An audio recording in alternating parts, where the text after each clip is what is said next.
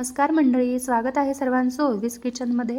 आज आहे Sunday special आणि मी बनवली होती क्रिस्पी अशी अळूच्या पानांची खारीच्या आकारांची भजी। ते कशी बनवायची चला बघूया। इथे मी घेतली आहेत काही अळूची पानं एकदम स्वच्छ धुवून आणि जी पानांची पाठीमागली जी बाजू असते त्याच्यावर जे सेंटरमध्ये लाइनिंग असते ना, हे बघा मी ती काढून घेते कारण ती खूपच जाडसर होती आणि जर आपण ती जर नाही काढली भजे खाताना आपल्याला ती खूप नरड्यामध्ये चरचरपणा देते, त्याच्यामुळे मी सगळे ते शिरा काढून घेतल्या पानांच्या। आता इथे मी घेतलं आहे थोडंसं बेसन पीठ, त्याच्यात घालून घेते थोडासा वाटलेला लसण आणि बारीक चिरलेली कोथिंबीर। आता हे सेम आपल्याला जसं आपण भज्यांना पीठ लावतो ना, सेम पीठ लावायचं आहे, फक्त कांदा नाही घालायचा, बाकी सगळं टाकायचं आहे। आता थोडीशी हळद आणि अर्धा चम्मच मी लाल तिखट मिरची पावडर घालून घेते, तुम्ही तुमच्या आवडीनुसार घालू शकता। थोडेसे जिरे आणि चवीनुसार मीठ। आता मी इथे ओवा सुद्धा टाकणार आहे थोडासा आणि हातावर असं चोळून ओवा घालायचा, छान चव येते।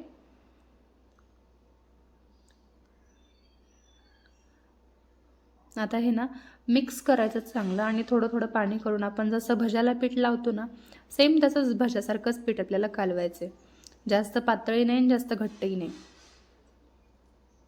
हे बघा, आता मी थोडासा याच्यामध्ये खायचा सोडा टाकते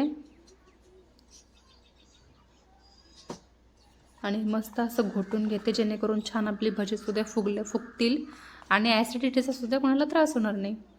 आता इथे मी तेल गरम करायला ठेवलेलं आहे। आता तोपर्यंत आपण ह्यांना पानांना पीठ लावून घेऊया आणि खारीचा आकार कसा देऊया ते बघूया चला। आता मी तुम्हाला सांगते खारीचा आकार कसा द्यायचा ते। आता सगळ्यात अगोदर आपल्याला ह्या पानाला ना पाठीमागल्या बाजूनं पीठ लावून घ्यायचा, तुम्ही बघू शकता पाठीमागल्या बाजूनं आपल्याला सगळं छान असं पीठ लावून घ्यायचं आहे आणि पानाला अजिबात आपण ज्यावेळेस पीठ लावू ना असं फोल्ड नाही झालं पाहिजे, घडी नाही पडली पाहिजे, नाही तर पान फाटल्या जातं, त्याच्यामुळे पान असं सरळच ठेवायचं आणि पीठ लावायचं। आता इथे आपल्याला फोल्ड करून सुद्धा ज्या वेळेस आपण फोल्ड करू तेव्हा पीठ लावायचे, बघू शकता। आता हे बघा मी सगळं पानामध्ये फोल्ड करताना पीठ लावलं आणि शेवटी ना हे त्याच पिठामध्ये आपल्याला पान हे पूर्ण डुबवून घ्यायचं आणि दोन्ही साईडनं खालून वरून आपल्याला हे पीठ पूर्ण असं लावून घ्यायचं त्या पानाला। मी असेच सगळ्या पानांना आता पीठ लावून घेते बाकीच्या पण, असं बघा। आता इकडे आपलं तेल पण मस्त तापलेलं आहे। आता मी 2-2 पानं याच्यामध्ये ते टाकून घेते, बघू शकता। आणि टाकताना काळजी घ्यायची, अलगट अशी पानं ही सोडायची नाही, तर तेल आपल्या हातावर उडल्या जातं, कारण ती पानं जी असतात ती ओलसर असतात ना, त्याच्यामुळे थोडंसं आपण काळजीनेच टाकायची अलगट अशी ती पानं, एकदमच असं फेकायची नाहीत किंवा वरून टाकायची नाहीत, अलगट सोडायची त्याच्यामध्ये। आता हे आपल्याला छान दोन्ही बाजू आपल्याला ह्या तेलामध्ये परतून घ्यायच्यात मस्त, बघू शकता किती छान फुगल्या गेलेत आणि मस्त वाटतात की नाही, जसं आपण चहाची खारी वगैरे वापरतो सेम तसा शेप आलाय की नाही ह्याला, बघू शकता। आता हे छान तळल्या गेलेत, मी दोन्ही साईडनं छान मस्त बारीक गॅसवर तळून घेतले, बघू शकता किती छान तळलेत आणि मस्त शेपही आलाय खारीचा। आता मी अजून एक ट्रिक सांगते तुम्हाला, जे की छोटी खारी असते ना तशी सुद्धा। आता काय करायचं, हे अखंड पानाचे आपल्याला काही तुकडे करायचे चाकूच्या मदतीने, हे बघा अशा पद्धतीचे तुम्ही तुकडे करून घ्यायचे। जर छोटे आणि मुलांना सुद्धा हे खायला फार आवडतं बरं, हे जास्त क्रिस्पी होतात त्यापेक्षाही, बघू शकता असे।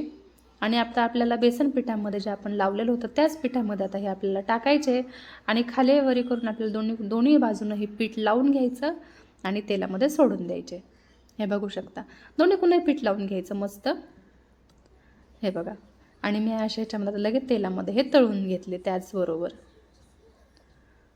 आणि मस्त किती छान असा शेप आला, हे बघा सेम अशी छोटी खारीसारखा, अगदी बेकरीमध्ये चहाबरोबर जे आपण खारी खातो की नाही त्याचा शेप आलाय आणि खूप छान। मुलं तर फार आवडीनं खातात, हे माझी ओवीसुद्धा खूप आवडीनं खाल्ली तिनं, तिला तर हे फार आवडतात असे, बघू शकता किती छान असे तळले गेलेत आणि क्रिस्पीनेस सुद्धा तसं अगदी कुरकुरीत आलेले आणि फक्त तळताना काळजी घ्यायची, बारीक गॅस ठेवायचा, बघू शकता।